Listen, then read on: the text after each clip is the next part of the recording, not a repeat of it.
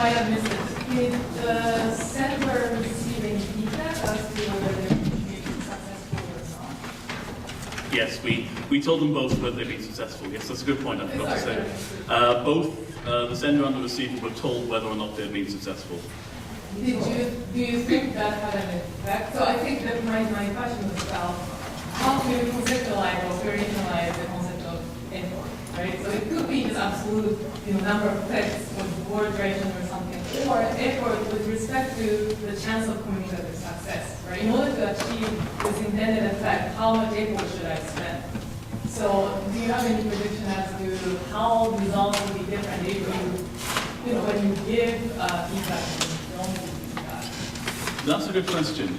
What I think is striking about the results we had is that they were given feedback. They knew how well they were doing. They knew they were doing pretty well. They didn't, especially in the time when they had 30 seconds, they didn't tend to be wrong. And yet they still tended to be massively redundant. They basically take a whole bunch of different cells where one cell alone would have been sufficient. I guess when you're doing well and you have the time to sort of relax, you don't need to rethink your strategies very much when you don't have this pressure. So I guess the answer would be when you have this effort pressing against you, well, you're looking for ways to reduce that effort over time, and that's why we have that difference in the high effort condition. I think if we hadn't given the feedback, then I think it would be a lot harder, and I suspect we'd have probably retained, we'd have had much higher redundancy all the way along, probably in all the conditions. I would have suspected people are going to be a bit more cautious. They'll take as many cells as they can, I guess. The high effort condition way, rather than moving sort of down over time, is probably going to remain relatively high, because that's, I guess, the conservative approach. A lot of people just don't care about whether it was successful or not, yeah. So they just don't predict anything. So it could go. Yeah, if they're not thinking of it as, if they're not thinking of that as a prominent thing, then yeah. But if they're thinking that success is good, but they just don't know how well they're doing, then yeah, that's a very good point. Just a quick clarification question. Did you tell participants before they started how many clicks it was going to take them, or that this wouldn't necessarily be successful, or did they have to discover that in the course? We told them the 15.5, and now I'm trying to remember. I'm pretty sure we told them exactly how many clicks they'd have to give, although I'm not, I'll have to check that to be sure. With the noise condition, we didn't tell them the exact probability. We told them they'd have to click a certain number. They see the cells become dark, and they got sort of online feedback for how dark the cells so they could see on their screen whether or not the clue is successful? Yes, they could. Well, they could see the cell becoming darker, the sender, in the noise conditions, which gave them a sense of the likelihood that it would be sent. But it still wasn't absolutely guaranteed, right? So with the effort conditions, you click a bunch of times, once it turns black, you know it's going to be sent. The noise conditions, it gets darker, and then the likelihood that it will be sent is increasing. Maybe. Okay. I wanted to make a comment on the interchange between Annie and Federico. It seems to me if you want to talk about evolution of a language, you really have to think about it the same way as species. A language is not an abstract object. It's a collection of abstract objects in the heads of a population of individuals. Just as a species is a collection of individuals. And there's going to be a distribution of variation among them. And in order for this process to be Darwinian, you need a source of variation, which means individuals who are willing to improvise new ways of saying things. And you need a selection pressure, which is presumably accuracy, speed, effort, your kinds of factors in communication. And the one that has me puzzled is the source of variation people improvise. Except that we see that in the early stages of the village signs, where everybody is doing something different. Now the question is, how does that congeal into something? What is conventionalization? When it becomes conventionalized, what's that process? Right? I think that the analogy is right, but we need to build, we can't help ourselves to the details of the mechanism. Yeah, I think that's exactly right, and I think, is this on? No. On what?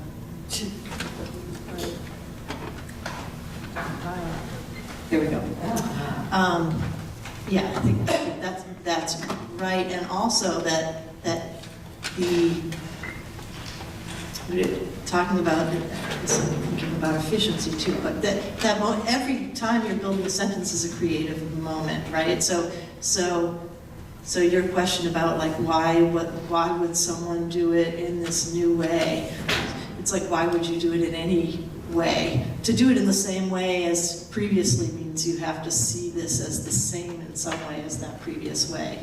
So, but if you think like, yeah, each moment is a moment of communication, and in order to get your utterance out, you're thinking of previous utterances that are representing similar kinds of events. Well, you're appealing to your system. Right? So if you go outside the system, do something that is not within the repertoire that the system gives you, that has to be the source of variation. Right, or just that things that are, or that you start with, I guess I really believe this thing about like you kind of are starting with the utterances and then you're getting your analysis of the utterances. So if you start out with something that's either of those where you're kind of enacting an event, there's movement in that enactment, but it's not a string with nouns and verbs necessarily, but if you parse that as if it had nouns and verbs in it, you're going to end up with some kind of order. So I guess I'm thinking still about the difference between the symmetricals and the reciprocals. Those reciprocals they look so inefficient, right? They're doing these huge long strings with 4 verbs in them, and multiple nouns and pointing and moving to different locations, and you're thinking, if they could just produce this simple utterance for meet or shake hands, why don't they use that? And so the reason that they don't use that is because the meaning, there's something different about the meaning of a reciprocal than the meaning of a symmetrical, even though the events look practically identical and you're describing the events. So when you're building a sentence, you're working with these units that, like, as they're evolving, they're getting more efficient, but it doesn't mean that you're going to pick this most quick, concise way of doing something, or you're going to take from those previous utterances. You're not going to take the string, you're going to take the elements that you inferred from that string, and then you're going to use those to build the sentence. So where do you get new elements? That's where you get new elements, right? So this element that used to be non-spatial when it got reanalyzed is now a spatial thing, right? So it's because of the way someone interpreted it, and then because it's a spatial thing, it's a non-equivalence, and then it gets used in these transitive constructions, for example. So when you reanalyze it as a different kind of element, then when you're building a string out of it, a clause out of it, you're going to use it in a different way than you used it before, because it had a different analysis before. But now that depends on the receiver of this message parsing it in the same way. That's right. So And if they have to don't, stretch their- yeah. And if they don't, it won't stick. So I have a comment about this. Speak up. Yes, so the study comparing staff in Spanish. And I kept having this native speaking intuition, counter intuition, which is that I appreciate, of course, that to test the differences you have to create a minimum pairs. So this is what we have to do to investigate this question. The problem is that there are very few cases where you could use either set or staff. Now, the example I use when teaching Spanish is rather than all, is fact or thing. So you could be fact or thing because that's how you build. There could be variations. You could be fact for a certain period of time, so you could be esta boda or es boda, and those are subtle differences could be very insulting if you use them. So it does favor. Now, I would say that a woman standing on a chair is tired. I wouldn't. That's not appropriate for her. She's standing on a chair, she's not on a chair. She's not more or less, she's not taller nor shorter. And I worry that by testing kids in a context that forces a choice, it's a bit like arm twisting. Would you say, yeah, okay, I would say the giraffe está alta, pero la es alta para todo, maybe, but I wouldn't say that naturally. My kids wouldn't hear it, and you know, they are ready to learn sort of Spanish, but they're very interested in different Spanish, and they do make errors. So that would be one that I would correct. If there's someone on the table and says, I would correct that, as you know, grammatical Spanish. So, you know, you have to force them to make a choice, but it doesn't correspond to the choices they hear around. You know, how hard is that? It's very difficult. Yeah, so the stimuli that I showed with the giraffe was in hours. So that was from before. But the same with the command and the garage. So in our stimuli, they were given the two options. So they were never given just one option. So they could choose one or the other. And the interesting thing is that when you compare to the adults, then they seem to behave similarly in production but not in comprehension, right? I didn't understand what you said about that there are very few examples of the understanding with the interchangeable. That there are properties that you could interchangeably with a subtle different like top and thing that you could use both. Right? Normally there's a marked case one is preferred, S or está. Right? So for example with Paul, I could tell you she está for her age, that girl. Está alta para su edad. She's tall for her age. That would be appropriate. But you know, when for a case like the road being live, you have to create such a convoluted context. It's nothing what I'm saying, that it is an artificial in a way. So you could present a story like that to a child, but it takes a lot of contextualization, whereas she's tall for her age. You know, it takes, so that's what I mean. So I see.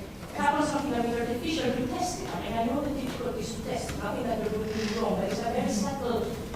So I wanted to make a comment on that because, so something that we haven't talked about here, but we haven't presented here, but actually a sentence like the road está wide.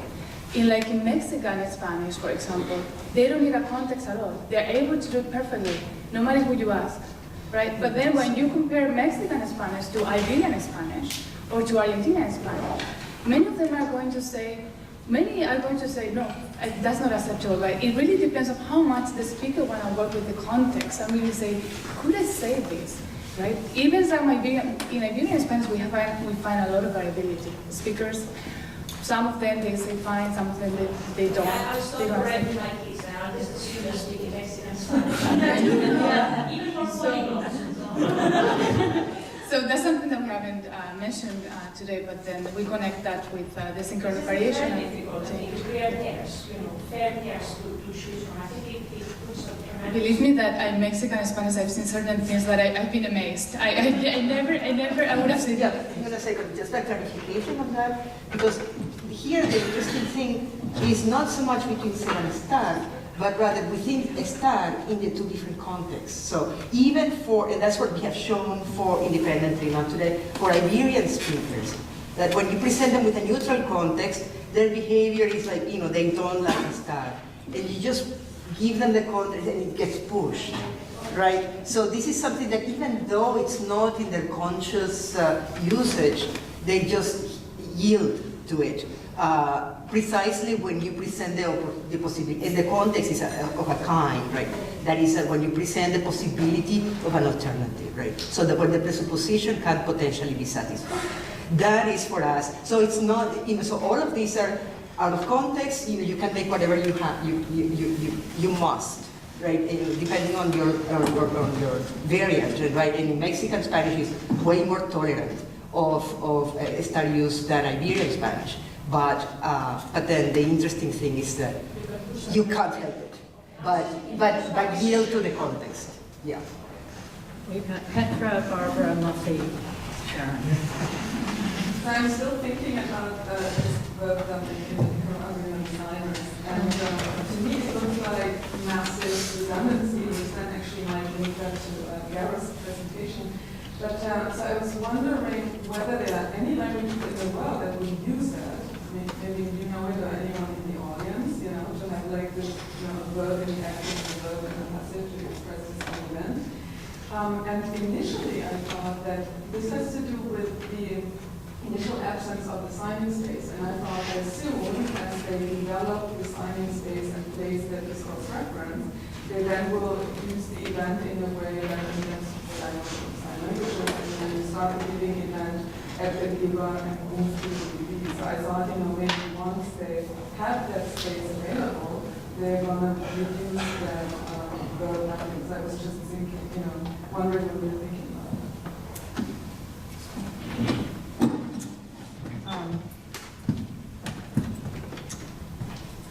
Yeah, when I started following these, I thought the move of the verbs to the end of the sentence would, like that somehow those verbs would mush together and end up being one verb somehow, or one element, so that then you would end up with, sort of the way you're talking about with maybe what that incorporated two locations. So I thought, is this even when I went back and was reading my grant proposal from 2001, looking for this one-liner, I was like, it was a very interesting exercise for me because I was looking at what predictions I had made, and one of them was that this was this move towards transitive utterances that license multiple arguments, and it hasn't happened yet that way, right? But we do see in unaffected objects it does seem like the language is changing where you don't require the second verb. So all of our stimuli have affected objects. So I think that's interesting, and I haven't finished figuring that out. But the bigger point of now I'm forgetting when you started. I wanted to move to something else. I also assumed when I went in, you feel they're starting, it's clear that their way of communication, it often entails this analog enactment that maps the world very much, right? So what is the initial signal that they're parsing and breaking down into these pieces? You start out with kind of an enactment of an event, right? And you can see it in these giving and tapping. And so it used to have this holistic, I'm going to include everything in this event, and like a person and how they hold their body, and then I'm going to use that how they hold their body to actually represent the person, and separate from the event. And then the event, and then you end up, I think, getting nouns and verbs from that. So I thought they would start out with the spatial stuff, and then maybe you would pull it apart and end up with a word order solution. But it's actually the opposite of that. They start out with this big unparsed or unsegmented analog representation of something, and then it gets pulled apart into these little pieces, like the manner and path of movement, right? Moved from this holistic, something rolls down a hill altogether, into these little pieces, a rolling element and a descent, right? So I have other work on that. And as they're using the space in a more and more grammatical way, it's mapping less and less veridically to the world. And so it's kind of like they start out with something very spatial, and they kind of have to strip the space away and get this neutral thing. Then what they're going to use is word order. And then they can start pulling the space back in, because now they're using it in this more rule-governed way in which things agree. And so in Nicaraguan sign, they actually, even though they have these two locations, they don't have this third-to-third movement like you have in ASL, right? Everything is from the body away. But it's so that it's kind of like you have to be liberated from you have to sort of assume, okay, space doesn't actually map directly to the world anymore. I can't interpret space as if it's about the world because I need to use it for this other function. I've moved away from your question, but just that when you think of things getting more and more efficient, it's not more and more efficient at the utterance level. I think it's got to get more and more efficient at the level of what system do you have, or what set of rules, or what is your grammar. That maybe has to get more and more efficient and more fitted to the mind. But it might mean that the sentences that you produce are not very efficient. Barbara? Yeah, so I was actually going in the same place somewhat, because I was very struck with your both the active and passive in the same sentence.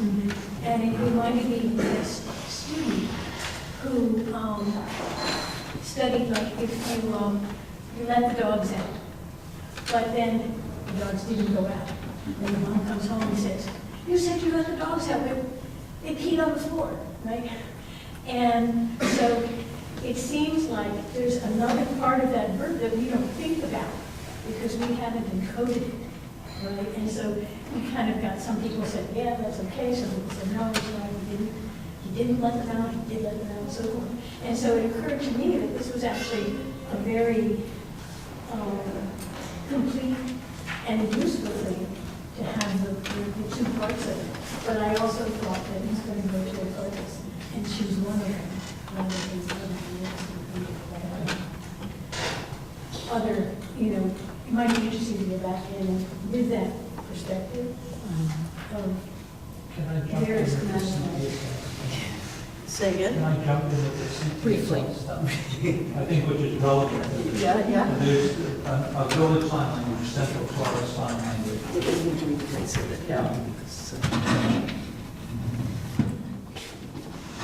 There's a village sign language called Central Torah Sign Language that a student of mine, Rabia Ergen, has been looking at. Interestingly, it's her family that speaks it. There, in the second cohort, they developed also this push-get-push construction, but only when it involves two animates. So if it's somebody rolling a ball, they give you man, ball, roll. But if it's man, push, woman, it's man, push, woman, get pushed.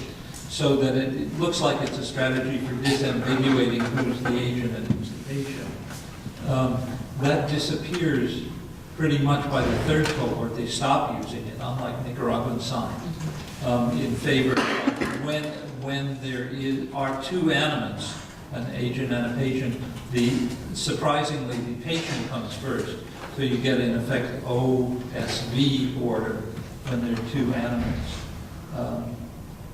That's pretty unusual too, but it gives you a different perspective on what's happening in Nicaraguan sign. Say this is a strategy that's used specifically for this purpose. I don't know if that's the case. Right, and it doesn't have to go that way, right? Yeah, It just it happens to go that way, Yeah. even starting at the same place. Muffy was next, right behind you. Thanks. Back to the Spanish populace, I was wondering if you could clarify how you see the relationship between your hypothesis that Stern requires or carries a presupposition of salient alternatives to the traditional account of temporary and permanent, because all your alternatives are in fact alternative stage level predicates of that very same individual, whereas your SAM examples could be bolstered by alternatives in the context too, but they have to be compositional. So you could say some apples are red, some are yellow, the best ones are green. This apple is green, you should eat it. Do those salient alternatives make you want to use SR? I assume not, right? Should we get the microphone?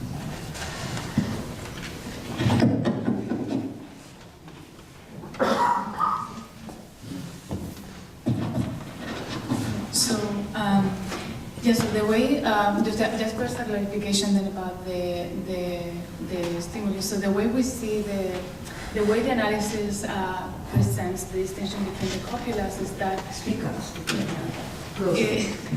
So the way the analysis presents the distinction is that with a star, you need to construct this set of alternatives that are contrasted along a dimension, right? So in the stimuli we haven't, in the materials we haven't presented all the dimensions that we've identified, but time is one of them, there is space, there is another one that we call agent. So those are what the analysis provides is a way of understanding the distinction in terms of what is it that, how do you construct the alternatives? And you need to identify an alternative in which a proposition doesn't hold, and the only difference between the alternatives is the dimension around the comparison. So in the case of time, you're comparing this apple that I'm looking at right now, in which the apple is green at the moment, but it could have been red, right? It's at this point in time. In the case of the white, it's along a spatial dimension. So that's the only difference between the alternatives. So remind me again the example with Sarah that you mentioned. Right, so all of those alternatives are alternative, apparently state-level predicates of the same individual. The example I gave was alternatives that were sort of the propositional, that is, some apples are red, some are yellow, but that's when they're green. This apple is green, you should have that. Mm-hmm. So in the case of the use of setting in such a case, the way we are thinking the processing happens is that you don't retrieve any alternatives. When you are saying the apple said green, you are not retrieving any alternative. The only thing that you're saying is that the apple that I'm seeing has the property of being green. And you are not contrasting the alternatives, right? We are saying that is not, and that is that's how we explain the processing cost that we see in the experimental data from adults that we haven't seen, and the difference that you see in children, right? So it's part of the analysis that the cost, if there is any cost, for example, with Iberian Spanish processing a sentence like the road star white. You don't see the use of set doesn't lead to any cost. So it's like it's not necessary to retrieve such alternatives, whereas with the star they're very serious. Can I just comment on that? Another example that Muffy could have used would have been a possible worlds example. So if Jill had been the daughter of Michael Jordan, then she would be tall. Okay, do you use Sarah or a star? Sería alta. Yeah, so that suggests that the alternatives there really apply to the same individual, and then the alternatives either do or don't matter. But it seems like that's the place where you want to look for comparison. So you have to constrain the height of Right, like how do you retrieve the alternatives? So I just had a comment to Annie and then also a question about the set of stars. So the comment is that the sign language instruction sounds a lot like the English results of it, where you have an adjective. So the second predicate, right, it sounds like they use it a lot more often. But you need to distinguish between give and offer, for example. Like you want to know if there's uptake to the But my question about set and stars is really, I don't know how strong of a point you wanted to make about the fact that the kids seem to do better in production than comprehension. Because that's unusual, and I just wondered if you could say more about that.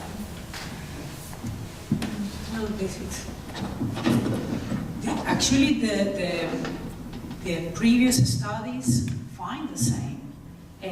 So there is less kids behave more like adults in production tasks. So like maybe like four studies, 3 studies that we have on production, they all show the same. And it's in comprehension when they observe the different pattern. And actually when they have to analyze context, it's when you observe much more errors in the selection compared to adults, yes. But why should that be? Well, we have some hypotheses. So we think, well, one of the things is that we think that processing too much context has much more, it needs resources, memory resources, understanding of events, different events, time, for example, while in production, kids can be, they can be, one thing could be just producing the most frequent parts, the most frequent sentences or structures from the input. It could be one possibility. But you're saying they're adapting more to the special context in production. Sorry?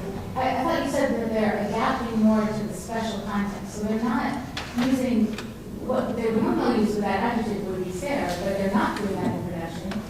Right? You're saying they're more like the adults, they tend to use the They don't do that in production when they're presented with a context that supports a STAR, right? So that explicitly presents these alternatives. So the way you're thinking about it is that in production, so in comprehension, the child needs to retrieve, so we think that the child seems to be sensitive to the presuppositional component. That seems to be clear, but in comprehension, the alternatives, they have to be retrieved from a context that hasn't been created by the child, a context that is given.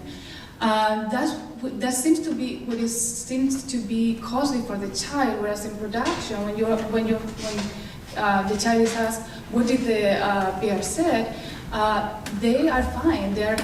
They are able to analyze the information in the context and then say even the copula that they didn't choose before, right? So we are still trying to understand. We are still collecting data for this study, but we think that it has to do with really the demands on the context and contextual demands that have been given to the child, that the child hasn't produced and cannot rely on previous experience. But both sides have to understand the context. That's right. So in both cases, in the first case, we know that in the choice, they have to just say who would say it the way you would say it, right?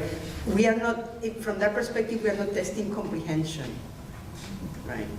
But in the repetition, comprehension has to happen so that they would actually get to say anything. That's what we are assuming. That in order for you to repeat something, you have to have processed it. And we think that and the extra time that has given them is given them the possibility to tap on the context such that then they become sensitive. That is the distinction. So the comprehension test is the first choice. that's right. That's right. And then the task is which one do you like the most? Right? That's it. So it's a very first gut choice. In the other one, something else has happened. So ironically, it's a repetition, right? But it's not trivial at all. And it is we added the task because we wanted to see what they would do. We did not expect the sensitivity to emerge so quickly. To the extent that it did, and it did in a predictable way, then there is something there. So we're supposed to stop, but there's one last question. This is for regarding both language games and the traditional sign language. And it's an observation that I would like to comment on. I often see people when they construct graphical models or computer models, computer simulations, they create systems that aim for optimality. Now the system will strive for some sort of optimality, what is challenging.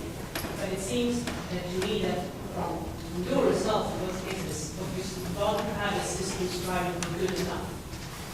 So instead of optimality theory, you want good enough theory. How can I reach what I need to do, but I don't need to do further things? I was wondering how the comments on this. I think that's exactly right, and it fits. And when we're talking about evolution, so that's how we should be thinking about things.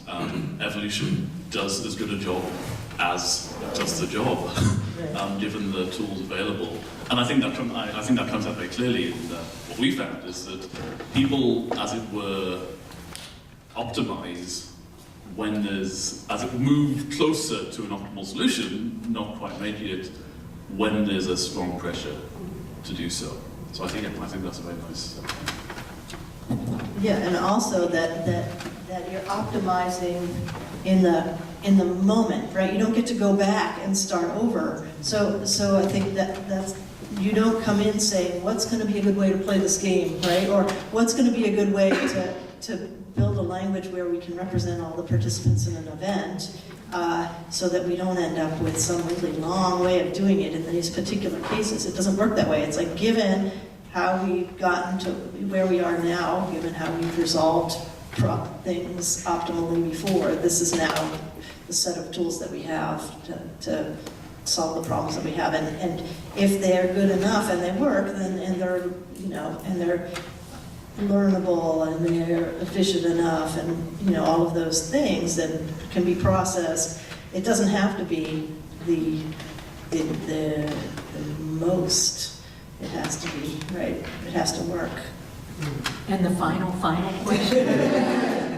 So now optimization, I was also wondering why is there no intrinsic motivation of the speaker to optimize it? I mean, when I developed a strategy, and there was no learning curve in that game when there was no pressure, right? So I mean, what's going on there? Why don't I realize that it's my system is on the last cell?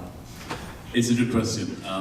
I mean, we actually, and I mentioned this, but people may not notice, the sender had as long as they wanted before they clicked the first cell and the timer started. They had time to think about this, and we debated whether or not to do that. And we decided, well, we want people to have a chance to, give them a chance to understand how this should work. I think that maybe one way of looking at it is that thinking about strategy is itself somewhat costly. So people are happy to do what works, and it's not that effortful, in the same way that speech is not that effortful.